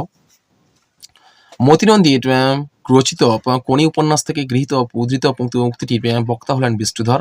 বিষ্ণুধরের দেহের ওজন 3.5 মণ, কাজেই বিশাল বপু উপযুক্ত ছিল তার খাদ্য তালিকা। আগে সে রোজ 8 কিলো ক্ষীর, জলখাবারের 20টা লুচি খেত, প্রচুর ঘিও খেত। এরপরে দেখো বর্তমানে বিষ্ণুধর ডায়েটিং করছে, তাই তার খাদ্যাভ্যাসের সংযম আর কৃষ্ণসাধন প্রভাব ফেলে। তাই সে মাত্র 300 গ্রাম ক্ষীর খায়, জলখাবারের লুচি কমে হয়েছে 15টা, ভাত খায় মেপে 250 গ্রাম চালের, আর গরম ভাতের সঙ্গে 4 চামচ ঘি খায়। বিকেলে 2 গ্লাস শরবত আর 4টি কড়া পাকের সন্দেশ। মাছ মাংস সেই ছোঁয় না। আচ্ছা, বিষ্ণুধরের খাদ্যাভ্যাসের এই ছিল ডায়েটিং এর আয়োজন। দেখো 8-3 প্রশ্ন কি বলেছে, 8-3 কনির উপন্যাসের কাহিনী অবলম্বনে স্বামীর যোগ্য সহধর্মিণী রূপে লীলাবতীর পরিচয় দাও। এখানে লীলাবতীর পরিচয় দেখো, এখানে দেখতে পাচ্ছি আমরা। কনি উপন্যাসে লীলাবতী হলেন খিদ্দার পত্নী বা স্ত্রী, এক আদর্শ গৃহিণী, যিনি স্বামীর স্বপ্নকে বাস্তবে রূপ দিতে নিঃস্বার্থভাবে পাশে দাঁড়ান। তিনি শুধু স্বামীর খেয়ালখুশি নয়, বরং কনি ও তার পরিবারের প্রতিও দায়িত্বশীল। বাঘার খাওয়া দাওয়ার ব্যবস্থা করা, খরচ ও জোগানো, এমনকি কনিকে মানসিক সমর্থন দেওয়া, সবকিছুতেই তার ভূমিকা অসামান্য, যা তাকে একজন যোগ্য ও প্রেরণাদায়ী সহধর্মিণী হিসেবে প্রতিষ্ঠিত করে। লীলাবতীর পরিচয়। লীলাবতীর পরিচয় কি আছে এখানে, আন্তরিক ও যত্নশীল। দেখো এখানে আন্তরিক ও যত্নশীল কি বলা আছে, যে লীলাবতী বাঘার খাওয়া দাওয়া, থাকা খাওয়া, চিকিৎসার খরচ ইত্যাদি বিষয়ে অত্যন্ত যত্নবান ছিলেন। কনিও তার পরিবারের প্রতি তার টান ছিল গভীর। স্বামীর স্বপ্নকে সমর্থনকারী খিদ্দা সাঁতার শেখানো ও কনিকে চ্যাম্পিয়ন করার স্বপ্নকে তিনি শুধু সমর্থনই করতেন না, বরং সেই স্বপ্ন পূরণের জন্য নিজের সাধ্যমতো সবকিছু করতেন। সংসারের অভাব সত্ত্বেও তিনি খিদ্দার কাজে বাধা দেননি। মানসিক আশ্রয়। কনি যখন ভেঙে পড়তো বা হতাশ হয়ে যেত, লীলাবতী তাকে মায়ের মতো আগলে রাখতেন, সাহস যোগাতেন। তিনি কনিকে বুঝিয়েছিলেন যে পরিশ্রম বলতে সাফল্য আসবেই, ব্যবহারিক ও বাস্তববাদী। তিনি সংসারের কঠিন বাস্তবতা বুঝতেন, তবুও স্বামীর স্বপ্নকে অগ্রাধিকার দিতেন। কনিকে তিনি দিদি সম্বোধন করে তিনি শুধু একজন শুভাকাঙ্ক্ষী নন, বরং পরিবারের সদস্যের মতোই মিশেছিলেন। তারপর দেখো ত্যাগ ও সমর্পণ। কি বলা আছে, নিজের আরাম আয়েসের কথা না ভেবে তিনি বাঘার পেছনে ও কনিকে সাহায্য করতে নিজের সম্পদও বিলিয়ে দিয়েছিলেন। তার এই নিঃস্বার্থ ত্যাগই খিদ্দার স্বপ্নকে সফল করতে মূল ভূমিকা রাখে। উপসংহারে দেখো যে লীলাবতী শুধু একজন লীলাবতী শুধু একজন সাধারণ স্ত্রী ছিলেন না, তিনি ছিলেন খিদ্দার প্রেরণার উৎস। কণিকে গড়ার কারিগর, তার ধৈর্য, ত্যাগ, ভালোবাসা ও বাস্তব বুদ্ধি খিদ্দার স্বপ্নকে বাস্তবায়িত করতে অপরিহার্য ছিল, যা তাকে স্বামীর যোগ্য আদর্শ সহধর্মিণী হিসেবে প্রতিষ্ঠা করে। তারপরে দেখো ৯ দাগের প্রশ্ন কি বলা আছে যে চলিত বাংলায় অনুবাদ করো, যে প্রতিটি প্রশ্নের মান হচ্ছে সরি এটা হচ্ছে E2B, এর মান হচ্ছে তোমাদের 4 করে থাকছে। এখানে বলেছে education has no end, so you should keep up your studies. Many young men close their books when they have taken their degrees and learns more you know no more. Therefore they are very soon forget all they have ever learned. If you want to continue your education, you must find time for serious readings. এর বাংলা অনুবাদটা দেখে নাও, যে বাংলা অনুবাদ বলছে শিক্ষা কোনোদিন শেষ হয় না, তাই তোমার পড়াশোনা চালিয়ে যাওয়া উচিত। অনেক যুবক ডিগ্রি পাওয়ার পর বই বন্ধ করে দেয় এবং আর কিছুই শেখে না, ফলে তারা যা কিছু শিখেছিল তা খুব দ্রুত ভুলে যায়। যদি তুমি তোমার শিক্ষা চালিয়ে যেতে চাও, তবে তোমাকে গভীর পড়াশোনার জন্য সময় বের করতে হবে। এক্সপ্লেনেশনস ইন বেঙ্গলি, দেখো এখানে প্রতিটি লাইনের মানে দেওয়া হয়েছে। দেখো এডুকেশন হ্যাজ নো এন্ড, শিক্ষার জন্য কোনো শিক্ষার কোনো শেষ নেই। So you should keep up your studies, তাই তোমার পড়াশোনা চালিয়ে যেতে যাওয়া উচিত। Many young man close their books when they have taken their degrees and learns no more. অনেক যুবক ডিগ্রি পাওয়ার পর বই বন্ধ করে দেয় এবং আরও কিছু শেখে না, আর কিছু শেখে না। দেখো দেখো therefore also they very soon forgets all they have ever learned. ফলে তারা যা কিছু শিখেছিল তা খুব দ্রুত ভুলে যায়। If you want to continue your education, you must find time for serious readings. যদি তুমি তোমার শিক্ষা চালিয়ে যেতে চাও, তবে তোমাকে গভীর পড়াশোনার জন্য সময় বের করতে হবে। 10 থেকে চলে এলাম আমরা। 10 থেকে কি বলা হচ্ছে দেখো, যে কম বেশি 150 শব্দের যে কোনো একটি প্রশ্নের উত্তর দাও, আর প্রতিটি প্রশ্নের মান 5 করে থাকছে। এখানে দুটি থাকছে, তার মধ্যে একটা থাকছে কাল্পনিক সংলাপ থাকবে, আর একটা একটা হবে প্রতিবেদন থাকবে। কেমন, দুটির মধ্যে যে কোনো একটি করতে হবে তোমাদের। দেখো এখানে কি বলা আছে, প্রতিবেদনটা হচ্ছে প্লাস্টিকের ব্যবহার নিয়ে দুই বন্ধুর মধ্যে একটি কাল্পনিক সংলাপ রচনা করো। সংলাপটি দেখো, প্রথমে রাজু কি বলেছে, আরে সুমন দেখছিস চারপাশে কি অবস্থা, প্রতিটা জায়গায় শুধু প্লাস্টিকের বোতল আর প্যাকেটের স্তূপ, এটা রাজু বলেছিল। এবার দেখো সুমন কি বলছে, দেখো হ্যাঁ রাজু, প্লাস্টিকের এই ব্যাপক ব্যবহার আমাদের পরিবেশের জন্য চরম ক্ষতির কারণ হয়ে দাঁড়িয়েছে, এটা নিয়ে আমাদের ভাবা উচিত। রাজু কি বলছে, আমি তো প্রায় দেখি লোকে একবার ব্যবহার করেই প্লাস্টিকের জিনিসগুলো ফেলে দেয়, আর এই বর্জ্যগুলো জমতে জমতে নদী, মাটি, এমনকি সমুদ্রকেও দূষিত করছে। সুমন কি বলছে, ঠিক বলেছিস, সমুদ্রের প্রাণীরা তো প্লাস্টিককে খাবার ভেবে খেয়ে ফেলে, যা তাদের মৃত্যুর কারণ হয়ে দাঁড়ায়। শুধু তাই নয়, এই প্লাস্টিক পচে না বলে মাটির উর্বরতাও নষ্ট করে দিচ্ছে। রাজু কি বলছে, তাহলে আমাদের কি করা উচিত, শুধু দেখে যাওয়া ছাড়া আর কি কোনো উপায় নেই? সুমন কি বলছে, অবশ্যই আছে, আমাদের সবাইকে প্লাস্টিকের ব্যবহার কমাতে হবে। আমরা ব্যক্তিগতভাবে প্লাস্টিকের বদলে কাপড়ের ব্যাগ, কাগজের মোড়ক বা অন্য কোনো পরিবেশ বান্ধব বিকল্প ব্যবহার করতে পারি। রাজু কি বলছে, রাজু হ্যাঁ, যেমন আমি বাজারে গেলে এখন আমার কাপড়ের ব্যাগটা নিয়ে যাই। এছাড়া প্লাস্টিক রিসাইক্লিং এর প্রচারিত করা দরকার। সুমন কি বলছে, একসময় একদম ঠিক। ছোট ছোট পরিবর্তনই বড় পার্থক্য তৈরি করতে পারে। আমরা যদি সবাই সচেতন হই, তাহলে এই প্লাস্টিক দূষণ অনেকটাই কমিয়ে আনা সম্ভব। রাজু বলছে, সত্যি আমাদের ভবিষ্যৎ প্রজন্মের জন্য একটা সুস্থ সুন্দর পৃথিবী রেখে যেতে হলে এখন থেকেই এটা করতে হবে। সুমন কি বলছে, ঠিক বলেছিস, যে তাহলে চল আমরা আজ থেকেই আরও সতর্ক হই আর অন্যদের উপর এই ব্যাপারে সচেতন করে তুলি। 10-এর 2টা কি বলা আছে, জলা বুঝিয়ে সবুজ ধ্বংস করে আবাসন নয়, এই বিষয়ে অবলম্বনে একটি প্রতিবেদন রচনা করো। জলা বুঝিয়ে সবুজ ধ্বংস করে আবাসন নয়, পরিবেশ বাঁচাও, ভবিষ্যৎ গড়ো। দেখো এখানে দেখো এই হেডিংটা তোমরা দেবে, প্রতিবেদক হচ্ছে তোমার নাম দেবে, তারিখ দেবে। দেখো এখানে কি লিখবে, সাম্প্রতিক সময়ে আবাসন প্রকল্পের নামে জলাশয় ভরাট এবং সবুজায়ন ধ্বংসের প্রবণতা উদ্বেগজনকভাবে বৃদ্ধি পেয়েছে, যা পরিবেশের ভারসাম্য নষ্ট করেছে। পরিবেশবিদ ও স্থানীয় বাসিন্দাদের মতে নগরায়নের চাপ থাকলেও জলাভূমি ও সবুজ প্রকৃতি ধ্বংস করে আবাসন নির্মাণ পরিবেশের জন্য মারাত্মক হুমকি। জলাভূমিগুলি কেবল জলধারণ করে না, ভূগর্ভস্থ জলের উৎস, জীব বৈচিত্র্যের আশ্রয়স্থল এবং প্রাকৃতিক জল নিষ্কাশন ব্যবস্থা হিসেবেও কাজ করে, যা আবাসন তৈরির ফলে ক্ষতিগ্রস্ত হচ্ছে। শহরে তাপমাত্রা বৃদ্ধি, বন্যা ও জল জমার মতো সমস্যা সরাসরি ও সঙ্গে যুক্ত। এমডিপিআই সবুজ ধ্বংসের ফলে অক্সিজেনের অভাব এবং দূষণ বাড়ছে। তাই এই সুস্থ ও টেকসই শহর গড়ার লক্ষ্যে আমাদের সচেতন করতে হবে। জলা বুঝিয়ে সবুজ ধ্বংস করে আবাসন নয়, এই স্লোগানকে বাস্তবে রূপ দিতে সরকারের নিয়ন্ত্রণ, পরিবেশ বান্ধব বিকল্প আবাসন পরিকল্পনা এবং জনসচেতনতা বৃদ্ধি অপরিহার্য। আবাসন প্রয়োজন কিন্তু প্রাকৃতিক মূল্যের নয়। এই হোক আমাদের অঙ্গীকার। দেখো পরিশেষে কিন্তু আমরা চলে এলাম 11 গেজ, যেটা হচ্ছে তোমাদের প্রবন্ধ রচনা লিখতে হবে তোমাদের। 4টি দেওয়া থাকবে, তার মধ্যে একটি করতে হবে, যার প্রতিটি প্রশ্নের মান হচ্ছে 10 করে থাকছে। প্রথম হচ্ছে দেখো বর্তমান যুগ ও কুসংস্কার, এর উপর একটা প্রবন্ধ রচনা করতে হবে, যেখানে লিখে দিয়েছি দেখো, তোমরা অবশ্যই ভালো করে দেখো। ভূমিকায় তা কি দেবে?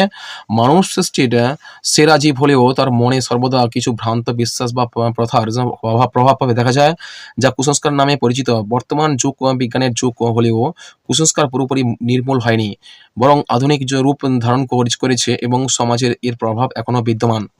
বর্তমান যুগের কিছু কুসংস্কার, অশুভ ও শুভ ধারণা। কালো বিড়াল রাস্তা পার হলে অশুভ মনে করা, কাক ডাকলে অতিথি আগমন, যা কোনো কাজে বের হওয়ার আগে কিছু শুভ বা অশুভ সংকেত খোঁজা। শারীরিক ও স্বাস্থ্যগত কুসংস্কার দেখো, রাতে নখ কাটা বা আঙুল কাটা দুর্ভাগ্য। আচ্ছা, মাছ খাওয়ার পর দুধ খেলে চর্মরোগ বা হাতের তালু চুলকালে অর্থপ্রাপ্তি, এগুলো সাধারণ কুসংস্কার। আধুনিক শিক্ষার প্রেক্ষাপটটা কি দেখো, এখন জ্যোতিষশাস্ত্রের নামে অন্ধবিশ্বাস, ভাগ্য গণনার জন্য বিভিন্ন মোবাইল অ্যাপের উপর অতি নির্ভরশীলতা বা সামাজিক মাধ্যমে ছড়ানো ভুল তথ্যে বিশ্বাস করা ও কুসংস্কারের রূপান্তর।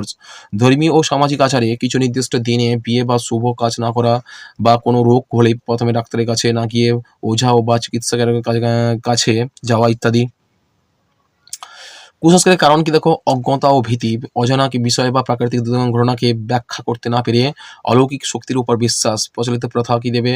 প্রজন্ম থেকে প্রজন্মান্তরে চলে আসা প্রথাকে প্রশ্ন না করে মেনে নেওয়া।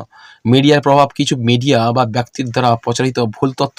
তারপরে কুসংস্কার দূরীকরণের করণীয় দেখো, বিজ্ঞান মনস্কতা, বিজ্ঞান ও যুক্তির আলোকে সবকিছু বিচার করা।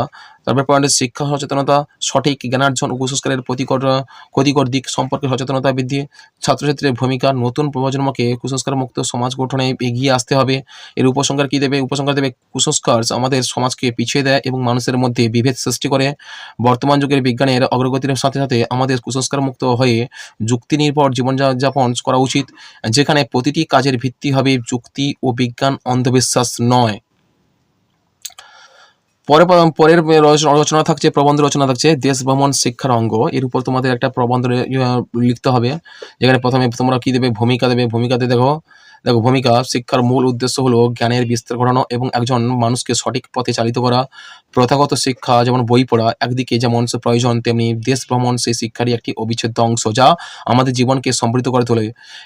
এটি জ্ঞানের এক বাস্তব পাঠশালা। শিক্ষার মাধ্যম হিসেবে দেশ ভ্রমণ এর সাব পয়েন্টগুলো দেবে। দৃষ্টিভঙ্গির প্রসার, দেশ ভ্রমণের মাধ্যমে আমরা বিভিন্ন স্থান, মানুষ, তাদের জীবনযাত্রা, খাদ্যাভ্যাস, রীতিনীতি সম্পর্কে সরাসরি জানতে পারি, যা আমাদের সংকীর্ণ চিন্তাভাবনার গণ্ডি ছাড়িয়ে যেতে সাহায্য করে। বাস্তব জ্ঞানের বিকাশ, বইয়ের পড়া ইতিহাস বা ভূগোল বাস্তবে রূপ নেয়, যেমন তাজমহল বা কুতুব মিনার বইয়ে পড়া আর কিছু চোখে দেখানো এক নয়। এই প্রত্যক্ষ অভিজ্ঞতা জ্ঞানকে স্থায়ী করে। সংস্কৃতি ও ঐতিহ্যের জ্ঞান, প্রতিটি দেশের নিজস্ব সংস্কৃতি, ঐতিহ্য, স্থাপত্য ও ভাষা থাকে। ভ্রমণ সেই সবের সঙ্গে পরিচিত হওয়ার সুযোগ করে দেয়। তারপর চরিত্র গঠন ও আত্মবিশ্বাস বৃদ্ধি, নতুন পরিবেশে মানিয়ে নেওয়া, সমস্যা সমাধান করা এবং ভিন্ন মানুষের সঙ্গে মেলামেশা করার ফলে আত্মবিশ্বাস বাড়ে এবং ধৈর্য ও সহিষ্ণুতার মতো গুণাবলী বিকশিত হয়। মনস্তাত্ত্বিক বিকাশ, ভ্রমণ একঘেয়েমি দূর করে মানসিক চাপ কমায় এবং মনকে সতেজ করে তোলে, যা পড়াশোনার প্রতি আগ্রহ বাড়ায়। মনীষীদের দৃষ্টিকোণ, অনেক মনীষী দেশ ভ্রমণের গুরুত্ব তুলে ধরেছেন। তাদের মতে ভ্রমণ মানুষকে বিনয়ী, জ্ঞানী ও বিচক্ষণ করে তোলে। যেমন স্বামী বিবেকানন্দ বা রবীন্দ্রনাথ ঠাকুর দেশ বিদেশের বিভিন্ন প্রান্ত ভ্রমণ করে যে অভিজ্ঞতা লাভ করেছেন, তা তাদের রচনা ও জীবন দর্শনের ভিত্তি তৈরি করেছে। উপসংহার কি দেবে? দেখো, উপসংহারে দেশ ভ্রমণ কেবল বিনোদন নয়, এটি এক ধরনের শিক্ষা যা আমাদের জীবনকে অর্থবহ করে তোলে। এটি আমাদের হৃদয়ের প্রসার ঘটায় এবং চিন্তার জগৎকে সমৃদ্ধ করে। তাই একটি পূর্ণাঙ্গ শিক্ষার জন্য দেশ ভ্রমণকে একটি গুরুত্বপূর্ণ অঙ্গ হিসেবে বিবেচনা করা উচিত। 3 নম্বর রচনা দেখো, বাংলার উৎসব। এই বাংলার উৎসবটা তোমরা এইভাবে দেবে যে বাংলার উৎসব প্রবন্ধ রচনা দেখো, ভূমিকাতে কি দেবে? উৎসব মানেই আনন্দ, মিলন আর নতুন জীবনের স্পন্দন। বাঙালিরা জাতিগতভাবে উৎসব প্রিয়, আর তাদের জীবনে উৎসবের যেন শেষ নেই। ১২ মাসে ১৩ পার্বণ কথাটি বাঙালির উৎসব মুখর জীবনেরই প্রতিচ্ছবি। এই উৎসবগুলো শুধু ধর্মীয় আচার অনুষ্ঠান নয়, বরং বাঙালির সংস্কৃতি, ঐতিহ্য, সামাজিক বন্ধনকে দৃঢ় করার এক মাধ্যম। প্রধান উৎসবসমূহ দুর্গাপুজো, এটি বাঙালির শ্রেষ্ঠ উৎসব। মা দুর্গার আগমন উপলক্ষে এই পূজা অনুষ্ঠিত হয়। শহর থেকে গ্রাম পর্যন্ত সবার মনে লাগে খুশির আমেজ। নতুন পোশাকে সেজে ওঠে সবাই। মণ্ডপে মণ্ডপে ভিড় করে মানুষজন, যা এক মিলন ক্ষেত্র তৈরি করে। নববর্ষ, পহেলা বৈশাখ, এটি বাঙালির নতুন বছরের উৎসব। হালখাতা, বৈশাখী, প্রেম মেলা, নৃত্য, লোকনৃত্য, গান সব মিলিয়ে এক বিশাল লোকজ মেলা বসে। এই দিনে বাঙালিরা নতুন করে জীবন শুরু করার অঙ্গীকার করে। ঈদ, ঈদ উল ফিতর ও ঈদ উল ঈদ উল আজহা। আচ্ছা, মুসলিম সম্প্রদায়ের প্রধান ধর্মীয় উৎসব হলেও এই দিনে হিন্দু মুসলিম নির্বিশেষে সবাই একে অপরের বাড়িতে যায়। আচ্ছা, সেমাই ফিরনি ভাগ করে খায়। ধর্ম যার উৎসব সবার। এই লাইনটা খুব গুরুত্বপূর্ণ। তোমরা অবশ্যই এই লাইনটা ভালো করে মুখস্থ করে অবশ্যই বিষয় অনুযায়ী কোটেশনটা দেওয়ার চেষ্টা করবে। ধর্ম যার, উৎসব সবার। এই নীতির বাস্তব প্রতিফলন ঘটে। কালী পূজা ও লক্ষ্মী পূজা। দীপাবলির দিনে অনুষ্ঠিত কালী পূজা এবং এরপর লক্ষ্মী পূজা বাঙালিদের ঘরে ঘরে ধন সম্পদের দেবী লক্ষ্মীর আরাধনার উৎসব ও আলো ও সমৃদ্ধির বার্তা নিয়ে আসে। দোলযাত্রা ও হোলি, এরপরে প্রাণ দেবে তোমরা বসন্তের উৎসবে। এই দিনে আবির খেলা হয়, সবাই মিলে রঙে রঙে মেতে ওঠে, যা ভালোবাসার বার্তা বহন করে। এরপরে দেখো ভাইফোঁটা। ভাইফোঁটাতে তোমরা দেবে ভাই বোনের সম্পর্কে পবিত্র বন্ধনকে উদযাপন করার দিন। আচ্ছা, বোনেরা তাদের ভাইয়ের দীর্ঘায়ু ও সুস্বাস্থ্যের জন্য প্রার্থনা করে। তারপরে ভাষা দিবস ২১শে ফেব্রুয়ারি, এটি শুধু বাংলাদেশে নয়, পশ্চিমবঙ্গেরও এক আবেগের দিন, যা ভাষার অধিকার আদায়ের সংগ্রামী চেতনাকে স্মরণ করায়। এরপর হচ্ছে ঋতুভিত্তিক উৎসব। এছাড়াও বাংলার ঋতুচক্রের সঙ্গেও অনেক উৎসব জড়িয়ে আছে, যেমন পৌষ সংক্রান্তির পিঠে পুলি, সরস্বতী পুজো, বসন্তের আগমনী, রথযাত্রা ইত্যাদি। এরপরে উপসংহারে দেখা দেবে তোমরা বাংলার উৎসবগুলো শুধু আনন্দ বা বিনোদনের উপলক্ষ নয়, এগুলি বাঙালির জীবনে ঐতিহ্য, সংস্কৃতি, ধর্মীয় বিশ্বাস এবং সামাজিকতার এক সুতোয় বাঁধা মিলন মেলা। এই উৎসবগুলো এই বাঙালির জীবনে নতুন উদ্দীপনা যোগায় এবং তাদের মাটির সঙ্গে, সংস্কৃতির সঙ্গে আরও বেশি করে বেঁধে রাখে। এই উৎসবগুলোই বাংলাকে করে তুলেছে এক অন্যান্য ও আনন্দময় ভূমি। শেষ রচনাটা দেখো, একটি জীর্ণ বাড়ির আত্মকথা। এটাই তোমরা অবশ্যই নিজেদের মতো করে একটু পয়েন্ট গুছিয়ে দিয়ে লেখার চেষ্টা করবে যদি লেখো কেউ। আশা করি তোমরা ওই এই ধরনের অ্যান্সারটা যদি লেখার চেষ্টা করো ভালোভাবে, নাম্বারটাও সেভাবে পেতে পারো। দেখো, এভাবে ভূমিকাটা দেবে প্রথমে। একটি ইটের পাঁজর, সুরকির হাড় আর কাঠের কঙ্কাল নিয়ে দাঁড়িয়ে থাকা এক নীরব সাক্ষী। এককালে আমার বুক ভরা ছিল হাসির শব্দে, পায়ের মিষ্টি ছন্দে আর জীবনের কোলাহলে। আজ আমি জীর্ণ, আমার দেওয়ালে শ্যাওলার সবুজ ছাপ, আর ছাদ থেকে খসে পড়ছে প্রলেস্তারা। আমার আত্মকথায় শুধু ধূসর স্মৃতি আর একাকিত্বের দীর্ঘশ্বাস। এরপরে পয়েন্ট দেখো, আজ থেকে প্রায় ১ শতাব্দীর আগে কথা। এক সম্পন্ন গৃহস্থ পরিবারের পরম যত্নে আমাকে তিল তিল করে গড়ে তুলেছিল। আমার প্রতিটি ইঁটে লেগেছিল স্বপ্ন আর ভালোবাসার ছোঁয়া। এই পয়েন্ট অ্যাকচুয়ালি তোমাদের বাড়ির আত্মকথা, এই ইতিহাসটা দিতে পারো তোমরা। ইতিহাস: গৃহকর্তা প্রতিদিন বিকেলে রুয়াকে বসে খবরের কাগজ পড়তেন, আর গৃহকর্ত্রী তুলসী তলায় প্রদীপ জ্বালাতেন। উঠোনে ছেলেমেয়েরা কানামাছি খেলতো, আর কলরবে আমার প্রতিটি কোণা মুখরিত থাকতো। দুর্গাপূজার সময় আমার অন্দরমহল সেজে উঠত নতুন রূপে, শিউলি ফুলের গন্ধে আর ঢাকের আওয়াজে আমি যেন প্রাণ ফিরে পেতাম। এইসব দিনগুলো ছিল আমার স্বর্ণযুগ। সময় বদলায়, প্রকৃতি নিয়মেই বদলায়, কালের স্রোতে সেই পরিবারটি ধীরে ধীরে ছোট হয়ে গেল। গৃহকর্ত্রী একে একে পৃথিবী ছেড়ে চলে গেলেন। ছেলেমেয়েরা জীবিকার তাগিদে শহরে পাড়ি জমালো। প্রথমে তারা মাঝে মাঝে আসতো, আমার খোঁজখবর নিত, আমার ফাটল ধরা দেওয়ালে হাত বুলিয়ে দিত, আগাছা পরিষ্কার করতো। আমিও আশা নিয়ে অপেক্ষা করতাম তাদের পরবর্তী আগমনে। এরপরে কিন্তু ব্যস্ততা ও আধুনিক জীবনের হাতছানিতে সেই আসা যাওয়া বন্ধ হয়ে গেল। আমার চারপাশটা ধীরে ধীরে জনশূন্য হয়ে পড়ল। আমি যেন এক বিশাল শূন্যতার মাঝে একা দাঁড়িয়ে রইলাম। আমার জানালাগুলো বাতাসের ঝাপটায় ক্যাঁচ-ম্যাচ করে শব্দ করে কাঁদে। আমার দরজা এখন মানুষের বদলে মাকড়সার জাল আর ইঁদুরের দৌরাত্ম্য। বৃষ্টি হলে ছাদ চুঁইয়ে জল পড়ে, সেই জলে আমার ভিতর আরও নরম হয়ে যায়। আমি এখন ভৌতিক বাড়ির অপবাদ নিয়ে দাঁড়িয়ে আছি। সূর্যাস্তের পর আমার এলাকা দিয়ে হাঁটতে মানুষ ভয় পায়, অথচ তারা জানে না আমি ভূত নয়, আমি পরিত্যক্ত স্মৃতির এক জীবন্ত মিউজিয়াম। আমার প্রতিটি ফাটল যেন না বলা গল্পের এক একটি অধ্যায়।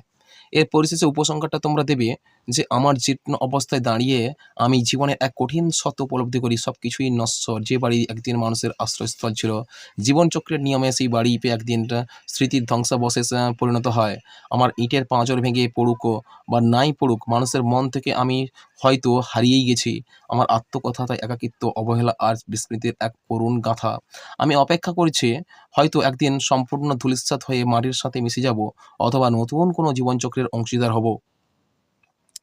এখানেই আমি সমাপ্ত করছি, বা এইখানেই তোমাদের সেট নাম্বার 2, বাংলার সেট নাম্বার 2টা এখানে সম্পূর্ণ আমি সমাধান করে দিলাম।